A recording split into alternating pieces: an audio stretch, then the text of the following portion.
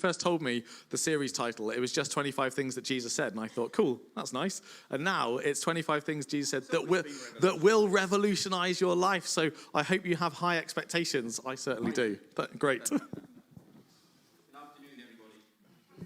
Can you hear me loud?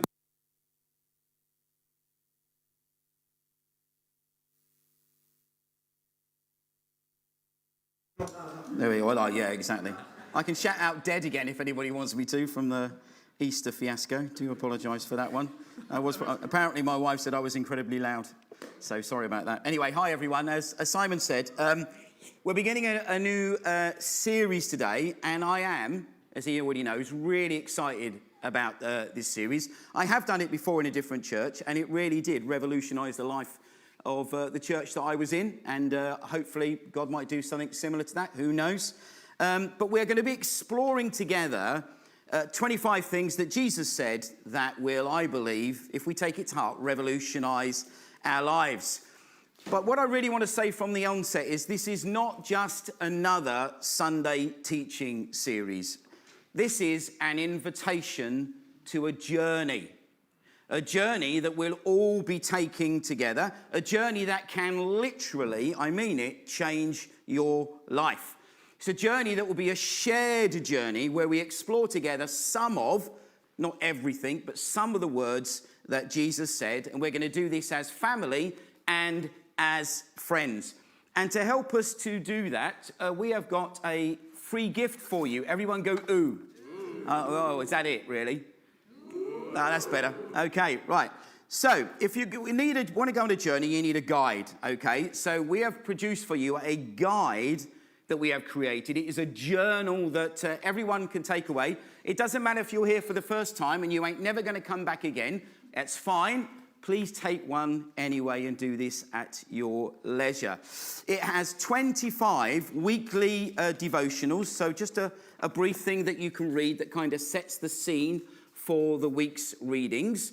And then, because I'm really generous, there are only 5 readings, not 7. So you get 2 days off. Everyone go, ooh, again. Ooh. Exactly. Aren't I generous to you? 2 days off. All of the readings are different things that Jesus said. So there's no other parts of the Bible. They all take about 2, 3, 4, maybe 5 minutes. We're not talking about hours and hours of reading. And then really importantly, okay, there are places after each of the daily readings for you to write down a reflection upon the reading. What has that reading said to you? And then really importantly, the most important part, I think, is after that, there's a bit for you to respond. Okay, I've read something that Jesus said.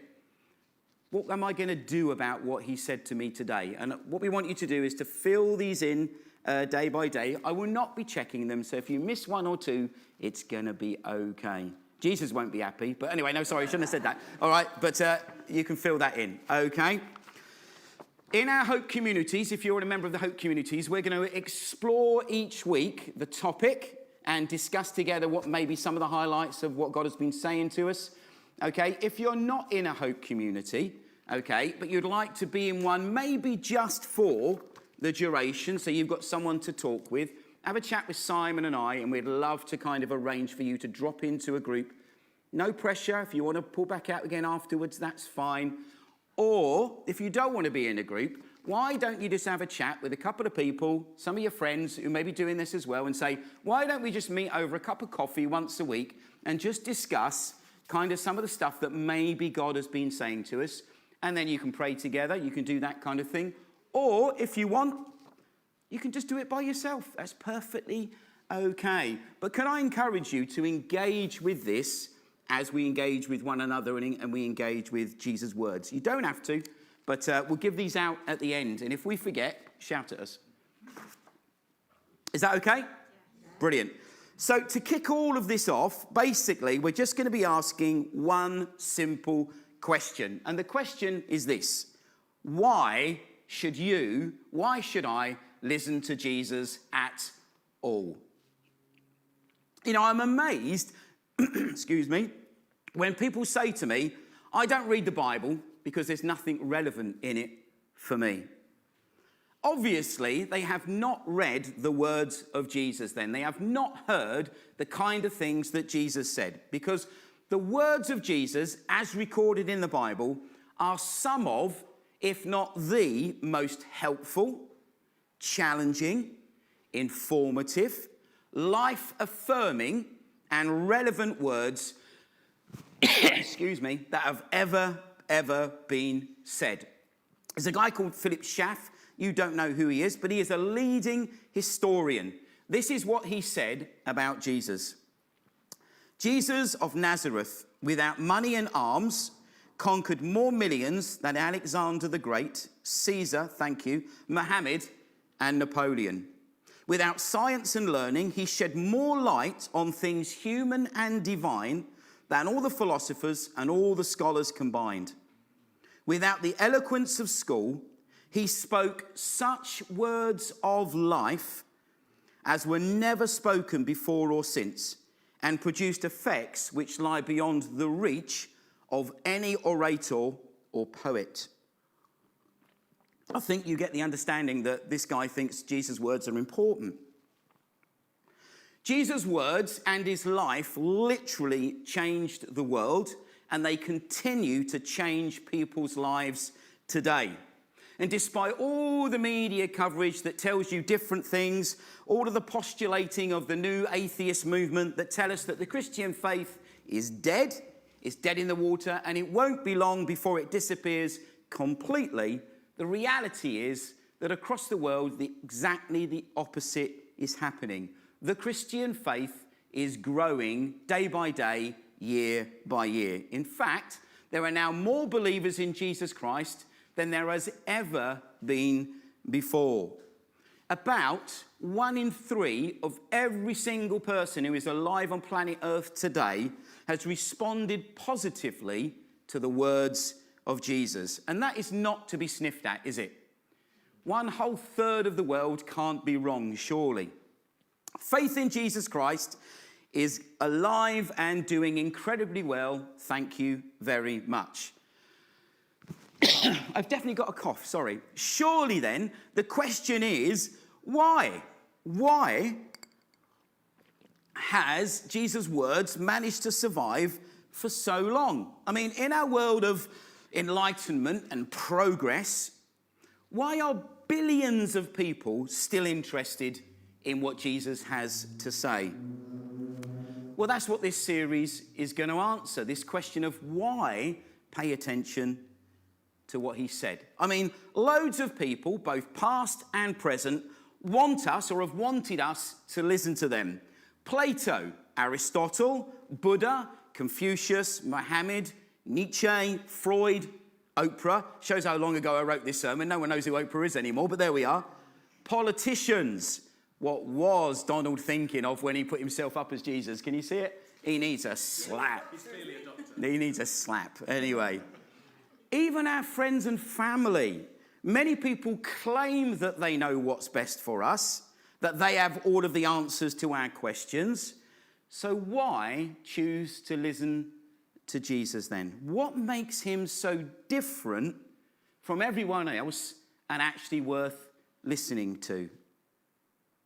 Well, I've got 3 reasons, because I'm a good Baptist. I've got 3 reasons why you should choose to listen to Jesus' words, which I hope are going to convince you to stick around throughout the whole series and maybe even invite some friends along too to hear this good news.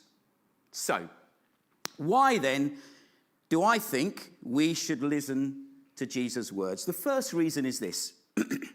The fact that we even have a preserved, accurate record of Jesus' words says something. I mean, he didn't just say them yesterday, did he? Does anybody know what the biggest selling book every year has been since records began? The Bible by far. It is by far the biggest selling book every year. What does that tell you? If you look up on the screen on your right here, there's a little bit of a parchment there, okay? This is called, it's got a really interesting name. It's called P52. Wow, that's awe-inspiring, Paul. P52. But this little bit of paper here is dated to around about 100 AD. That is really, really close to when Jesus actually lived. And it actually contains parts of a gospel of one of the Gospels, Gospel of John, chapter 18. And it actually includes some of the words of Jesus. If you want to know, it's on display at the John Rylands University only. It's only in Manchester. There's a picture of it on display, really showing it off, because this is really, really important that we have something that close. Probably written by someone who at least knew someone who had actually heard Jesus say those words. That's how close it is in time. And we have many, many, many more early copies of the words of Jesus, way more than almost any other historical figure. So, since 100 AD, we have a reliable record of what Jesus said. And the words that are in our modern day Bibles are exactly the same as those really early manuscripts. So we know that when I say to you, this is what the Bible says Jesus said, we know that they're the words, or some of the words, that he would have said. The fact that people have preserved pieces of this gospel record for the last 2,000 years definitely must say something about their worth, right? You don't keep what you don't care about. Would you agree with that? In our disposable society, I'm bored with that. That's gone. Get something else. But Jesus' words have survived. It's no mean feat that his words have survived over 2,000 years. Countless wars have come and gone. Natural disasters have been and gone. Society has changed over and over and over again. Jesus' words have undergone intellectual scrutiny, really heavy duty. They've undergone dissection, but they still remain, and people still want to hear what he had to say. And what makes that even more amazing is the context in which Jesus originally said his words. Because despite what the musical says, Jesus Christ was no superstar. He was born in an obscure village in the middle of absolutely nowhere. He was born to a working class family. He was a carpenter by trade until he hit 30. Oh, to be 30 again. Anyway, until he hit 30. After that, he became a small town preacher for just 3 years. He never ever traveled more than a few hundred miles away from where he was born. He was convicted on a trumped-up charge of blasphemy. He was then crucified on a cross between two criminals with only 3 of his friends left present. As far as we know, Jesus wrote nothing down, except once he wrote something in the sand, and we haven't got a clue what he wrote. We get his words from his followers, actual real people who really heard Jesus speak. These were the same people that fled when he was arrested, but changed their tune when he rose from the dead. And then they spent the rest of their lives making absolutely sure that as many people as possible heard the words of Jesus, many of them dying to keep that message alive. So it's clear, isn't it, that these are not ordinary words. They can't be, can they? No one would go to that amount of effort to preserve the words of Jesus if they were just irrelevant gibberish. The second reason is this. The second reason we need to pay attention to Jesus' words is they come from the most amazing person who has ever lived. Now, let me change that. They came from the most amazing person who ever lives. Because Jesus, I refer you to my sermon on Easter Sunday, is still alive. Jesus, who is the Christ. And you cannot separate a person from their words. And even a cursory examination of Jesus' words reveal that what he said was a cut above the ordinary. In fact, what he said was extraordinary. When Jesus first turned up on the scene, when he first started being this small town preacher, people were absolutely blown away by what he said. He was saying stuff that nobody else was saying. Listen to this from Mark's Gospel. Amazement gripped the audience, and they began to discuss what had happened. "What sort of new teaching is this?" they asked excitedly. "It has such authority." Matthew, when Jesus had finished saying these things, the crowds were amazed at his teaching, for he taught with real authority, unlike their teachers of religious law. And then Luke, Jesus went to Capernaum, a town in Galilee, and taught there in the synagogue every Sabbath day. There too the people were amazed at his teaching, for he spoke with authority. When Jesus spoke, people were like, "What? Who is this man? What is he saying?" Because he spoke life-changing truth. And if his words were extraordinary, revolutionary, then so must have been the man who said them. You know, many people today would agree that Jesus was a great moral teacher, but that's about as far as they're willing to go. He said some great words, he laid down some powerful moral ideals, but there's nothing more to him than that. But that can't be true because of some of the things that he said. Probably one of my most favourite quotes of all time, because it's got the word poached egg in it, comes from C.S. Lewis, you know, the guy who wrote The Lion, the Witch and the Wardrobe. This is what he said about Jesus. "A man who was merely a man and said the sort of things that Jesus said would not be a great moral teacher. He'd either be a lunatic on a level with a man who says he's a poached egg, or else he'd be the devil of hell. You must make your choice. Either this man was and is the Son of God, or else he's a madman, or something even worse." And when we're thinking about who Jesus is, and therefore whether or not we should pay attention to anything he's ever said, as C.S. Lewis points out, there's only really three things you can run with that. And unfortunately, none of those are, he was a great moral teacher. Your three options are this: Jesus was either mad, bad, or he actually said who he was: God. You can't just say he's a good moral teacher, because some of the things that he said would exclude him from being a great moral teacher. These are some of the belters that Jesus said when he was walking around, okay? You ready for this? He alone has the power to forgive sins. He said that it always existed. In other words, he was eternal, he was divine. He said that he was God.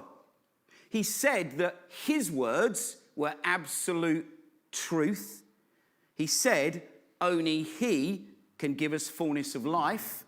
And he said no one gets to heaven without him. Okay. What do we do with a person who says things like that? We've either got to treat him as mad, bad, or he's actually speaking truth. And this is a dilemma that I faced about 30 years ago. I'd spent a whole week just trying to figure out whether or not I should pay attention to this Jesus person at all, or whether or not it was just a complete load of drivel. And after a lot of research and a lot of soul searching, without knowing this C.S. Lewis quote, I actually came to exactly the same conclusion. He can only be one of those three things. So, was Jesus mad? Are Jesus' words nothing more than the rantings of a deranged lunatic?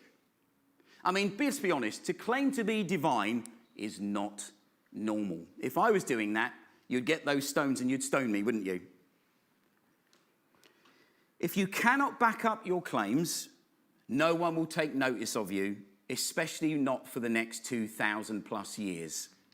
Okay, sure, there's been a few cult leaders who have pulled the wool over a few hundred people's eyes for a while. People like David Koresh, if you know David Koresh, you know, Waco, there we are, or Jim Jones, who invited all his believers to have a drink and they never recovered, literally. But you cannot deceive people for a couple of millennia on a lie. You can't. And if you just read about this person, Jesus, and what he said and how he lived and how he was respected by people and how he was followed and the devotion that people gave to this Jesus, it's easy to see that these can't be the ravings of a madman. For a start, what Jesus says makes absolute sense. Jesus' words are thoughtful. They come from someone who is obviously level-headed, right-thinking, and even after 2,000 years of time has gone by, they still make perfect sense. So he cannot be mad. What's next? Bad. Was Jesus just a bad person, a charlatan, just trying to deceive others? Was this all just one great big con job? A way to manipulate people into following Jesus for money or power or fame, which is the three things that everybody desires? Well, if it was, then he did a pretty bad job. Even when Jesus was at the height of his popularity, he was penniless. He did not travel from town to town on a gold-plated donkey. He did not wear the finest of robes. He did not dine at the Jerusalem Ritz. He never took up an offering, and he never had a penny to his name. So he wasn't in it for the money. And he wasn't in it for power or fame, because if he was, fail. He died almost alone, rejected by the people that he came to help, and he was abandoned by even his closest followers. And even as he hung on a tree, on a cross, he used some of his final breaths to ask God to forgive the people that had just pinned him up on there. Bad, self-centered, egotistical people just don't do that kind of thing, do they? Bad people do not sacrifice themselves for others. They find a way to make someone else pay for what they've done, not the other way around. And what kind of a bad person would go around healing people and making people's lives better for free? One of the most understated comments the Bible makes about Jesus is in the book of Acts. Listen to this. This is what it says about Jesus. Jesus, who did all these amazing things. You ready? He went around doing good and healing all who were under the power of the devil because God was with him. He went around doing good. Bad people don't do that kind of thing. They want to get something from it. They want to receive something. Bad people don't die for other people. They let others die for them. So, if he's not bad and he's not mad, you do the maths. There's only one option left. Jesus was who he said he was. He was God. That is the only logical explanation for the facts that are presented to us. That's the only conclusion we can make. And for me, that was the moment that the light turned on and my life changed for the better, and I have never, ever looked back. Never. Complete change. Jesus has changed my life for the better, and he can change yours too. Now, I'm assuming we all know who Napoleon Bonaparte is. Yes? Listen to what Boney said. Talking about Jesus. I know men, and I tell you that Jesus Christ is no mere man. Between him and every other person in the world, there is no possible term of comparison. Alexander, Caesar, Charlemagne, and I, Napoleon, have founded empires, but on what did we rest the creation of our genius? Upon force. Jesus Christ founded his empire upon love. And at this hour, millions, now billions of men and women would die for him.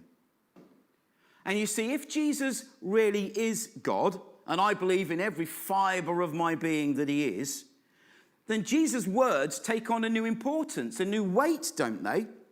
Because they carry the authority of God speaking to us.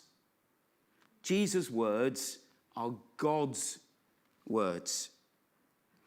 Author Stephen Scott said this: if Jesus is who he claimed to be, then everything he said must be fully absolutely true. And if they're true, then they can be trusted. Christianity is more than a simple following of words of a great teacher, remembering a man who did really good things. Christianity is actually about experiencing that teacher, experiencing God in a very real and meaningful, life-changing way, in the here and now of our lives. And the more we look at Jesus' words, the more of Jesus we discover, which is my heart for this series. So my third reason why pay attention to Jesus' words, because his words are life-changing and they work. That's the bit we all want to know, isn't it? Does what Jesus tells me to do actually work? And the answer is yes. Billy Graham, good old Billy, said this: Christ's message was revolutionizing. His words simple yet profound. And his words provoked either happy acceptance or violent rejection. Men were never the same after listening to him. I have never been the same after accepting what Jesus said. Remember those first responses those early hearers made? People were amazed at his teaching. They were blown away by what he said. And there are about 30 references in the Gospels to people just going, "What?" when Jesus spoke. People came to realize that here was someone who knew what he was talking about, but even more importantly, who actually practiced what he preached. He didn't say one thing and do another. Jesus was no hypocrite. He lived out what he taught. He practiced what he preached, and he proved it worked. But let's be honest, not everybody liked what he said. Can I let you into a little secret? I don't like everything that Jesus said.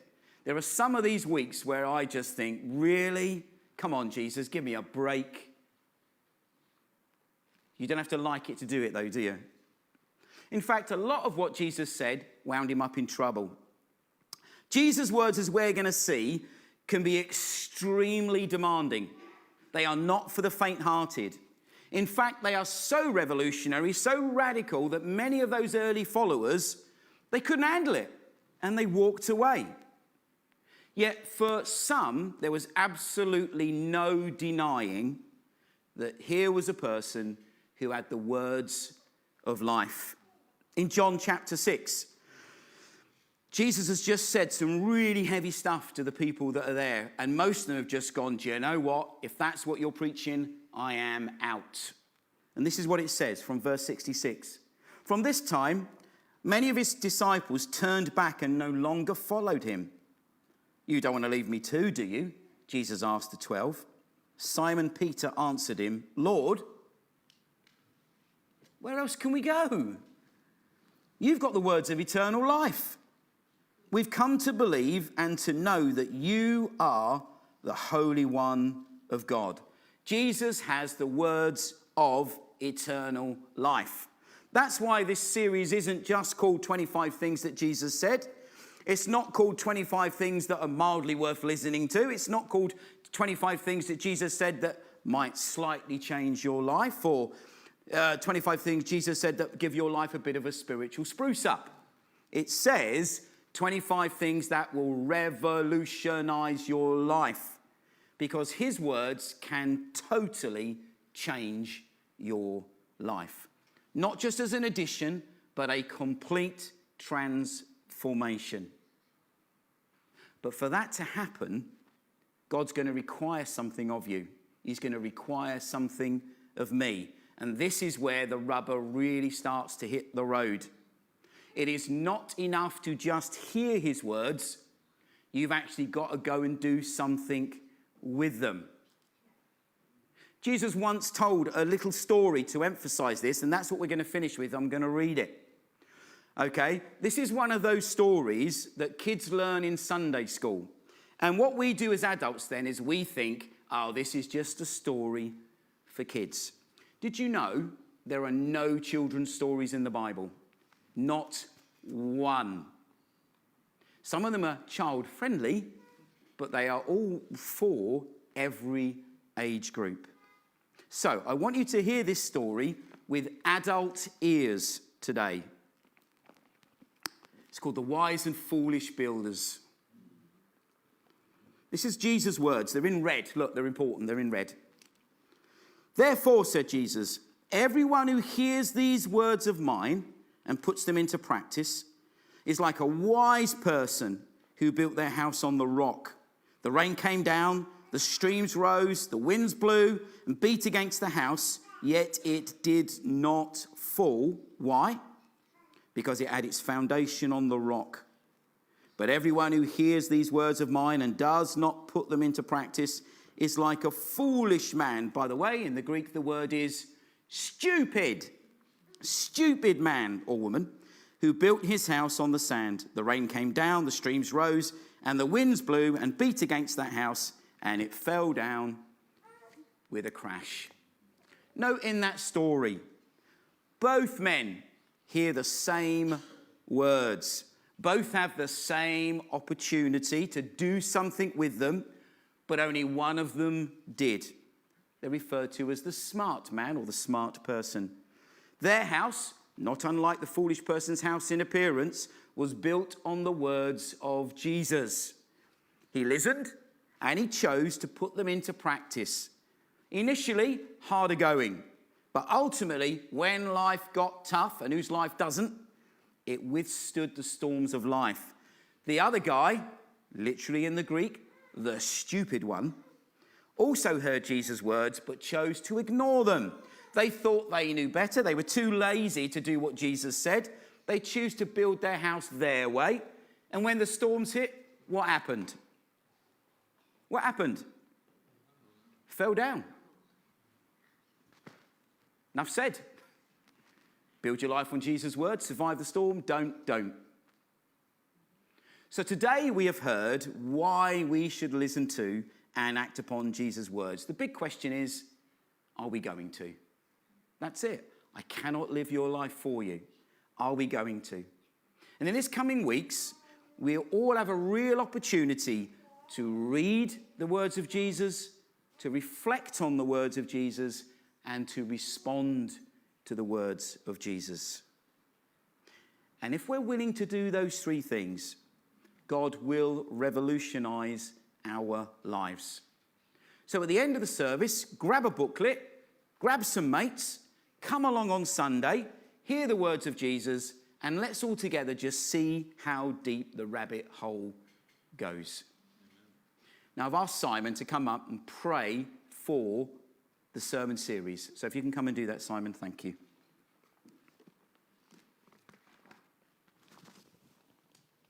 Great, let's pray together. Lord Jesus, we thank you that you are the rock. We thank you that you are who you say you are, that we are